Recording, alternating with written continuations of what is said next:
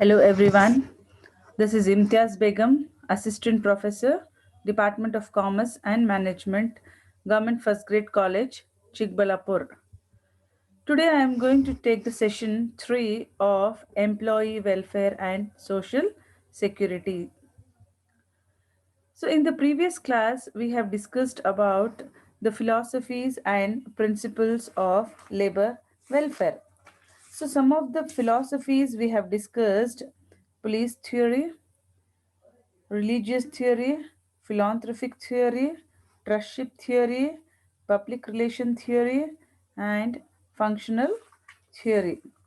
Along with that, we had discussed different principles, which includes principle of adequacy of wages, principle of social liability of industry, principle of efficiency, principle of increase in personality, principle of totality of welfare, principle of coordination or integration, principle of democratic value, principle of responsibility, principle of accountability, and principle of timely. So, in the previous class, we have gone through all those concepts. So, today we are going to discuss is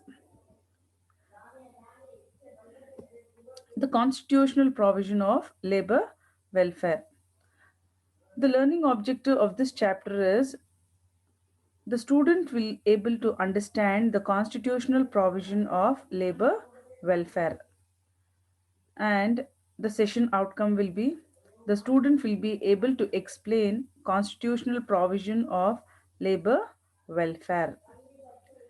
So the constitution provision of labor welfare includes many safeguards that are being constituted by Indian Constitution for the purpose of protection of labor rights. The following are the articles relating to labor welfare. First one we have is Article 14. It constitutes or commands state to treat all persons are equal before the law. It means in the organization, all the workers should be treated as equal, irrespective of sex or age. Male or female, both should be given equal wage according to their work. Next one, Article 19 1C grants citizen the right to form association or unions. In every organization, there will be a trade unions. These trade unions are mainly set up for the purpose or for the welfare of the laborers. They are the representatives on behalf of the workers. They act as an representatives. So every organization or every individual has a right to become or appoint a trade union.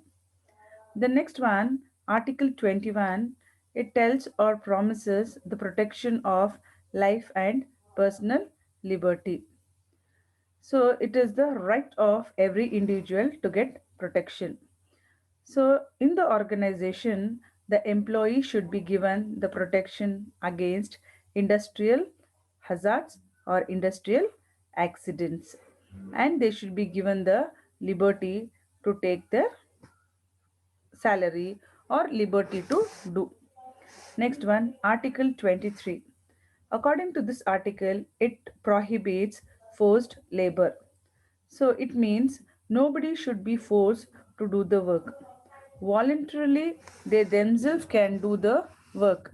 Beyond their working hours or below the age, you cannot force anybody to do the work. Next one we have is Article 24. So it prohibits employment of child below the age of 14. So it is it's a right of a child for his education. So no organization or company can compel a child to come and work in the organization so that they can pay less salary or wage to them. So it has been prohibited according to Article 24. Article 39 provides that the state shall secure to its citizen equal right to an adequate means of livelihood. So livelihood, it's a right of every human being. So in the organization also, they should not get the wages only for their food. Beyond that, the status requirements to fulfill all those things, the employee has a right to claim the salary.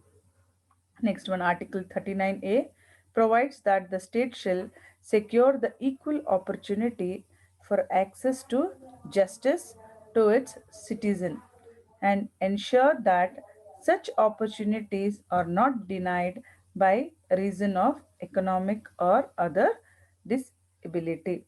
So all employees are treated equally and they have right to get the justice. Next one, Article 41.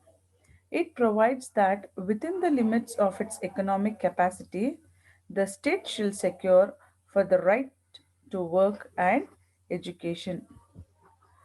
Next one, Article 42 instructs states to make provision for securing just and human condition of work and for maternity relief. It means the employee should be given a proper working environment or condition, which includes good sitting facility, restroom, sanitary, the next one water facility, lighting facility, drinking facility, etc. Next one we have is Article 43. It orders the state to secure a living wage, decent condition of work, and social and cultural opportunities to all workers through legislation or economic organization. And next one we have is Article 43A. It provides for the participation of workers in management of industry through legislation. It means the worker also have a right to participate in the decision relating to labor welfare. Because of it, the laborers will also be happy that they will also be given an opportunity to keep up their words or to tell their opinions, which in turn results in good relationship between the employer and the employee in the organization.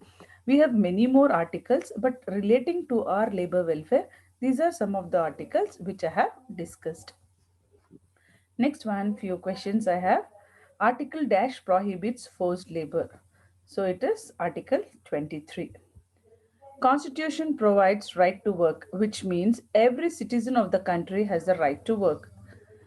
The Article 41 tells that. Article 42 tells about creating suitable and humble workplace. Next one, the major labor law act in India are the Minimum Wage Act, the Payment of Wage Act, the Trade Union Act. Next one, the Article 21 promises protection of life and personal liberty. Thank you.